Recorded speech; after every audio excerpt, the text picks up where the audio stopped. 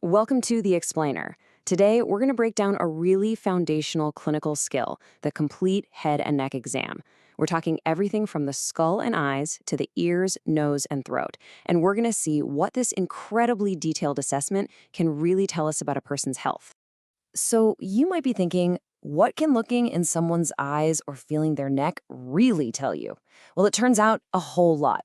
This isn't just a random check, it's a super structured assessment that's like a window into the nervous system, the lymphatic system, really a person's entire health status. Okay, so let's dive right in. The entire exam is actually built on three simple but really powerful techniques. Let's take a look at what they are. It all boils down to these three actions. First up is inspection, which is just a fancy word for a careful, systematic process of looking. Then you've got palpation, where we use our hands to feel for things like size, shape, and tenderness. And finally, there's auscultation, which is listening, usually with a stethoscope, for sounds happening inside the body. Now that we've got the basic techniques down, let's put them into practice, starting right from the top. We're going to begin with a systematic check of the head, the face, and the neck. So the very first step is simple observation. We're checking if the skull is normal cephalic, and that's a key term that just means it's a normal size and shape. We're also looking for symmetry in their facial features and expressions. Now, why does that matter? Well, because any asymmetry or weird involuntary movements could actually be an early clue to a neurological issue.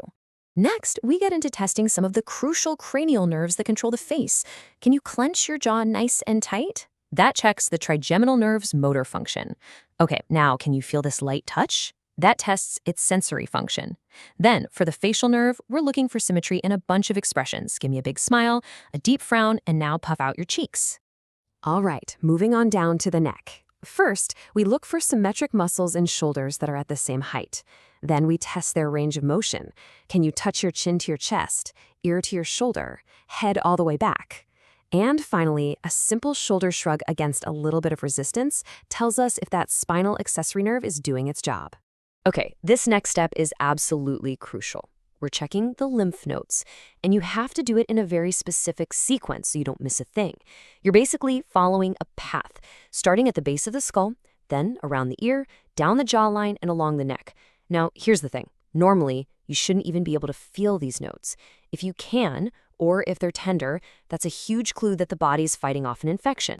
The last check in this area is the thyroid and trachea. First, the trachea should be perfectly in the middle. The thyroid gland isn't usually visible, so we use this little trick. As the person swallows a sip of water, the whole gland moves upward, and that lets us feel for any enlargement or masses. Pretty neat, right? Now let's zoom in and focus on the eyes. This part of the exam gets incredibly detailed. We're assessing everything from how clearly a person can see, all the way to the health of the internal structures and nerves. So you know when you get your vision tested with that eye chart, the Snellen chart, you get a result like 20/30. But what does that actually mean? It's actually pretty simple. The first number is your distance from the chart, which is always 20 feet. The second number, well, that's the distance from which a person with perfect vision could read that same line. So 20/30 vision just means you have to be at 20 feet to clearly see what someone with normal vision can see from 30 feet away. To check the eye muscles, we do a simple but really powerful test. We just ask someone to keep their head perfectly still and follow our finger as we trace a great big H in the air. By doing this, we can assess 3 different cranial nerves all at once. What we're looking for are smooth, coordinated movements, not any kind of jerky motion. You're going to hear this acronym all the time in healthcare, PERRLA. It's really the gold standard for quickly summarizing that the pupils are working exactly like they should be. It's just a crucial piece of shorthand in any eye exam. So let's break PRLA down letter by letter. Pupils should be equal and round. Now, reactive to light is key. When you shine a light in one eye, both pupils should constrict. That's a direct and consensual reaction. And accommodation is simply checking how well they adjust their focus when they shift from looking at something far away to something up close. It's a fantastic little checklist for pupil health. All right, let's move on to the ears, nose, and throat. These 3 areas are so closely connected, which is why we usually assess them all together in one sequence. To get a look inside the ear, we use a tool called an otoscope.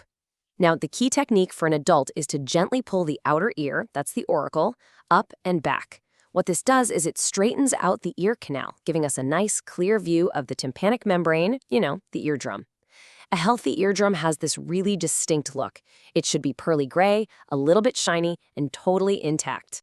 This is pretty amazing. We can use a simple tuning fork to test hearing in 2 different ways. The Rinne test checks if you hear sound better through the air or through the bone of your skull. And spoiler alert, air should always be better. Then you have the Weber test, with a vibrating fork right on top of your head, which checks if you're hearing the sound equally in both ears. Together, these 2 little tests are great for pinpointing different types of hearing problems. For the nose, we first just look at it. Is it symmetrical? Then we look inside for a midline septum. After that, we gently press on the frontal sinuses just below the eyebrows and the maxillary sinuses in the cheeks to see if there's any tenderness.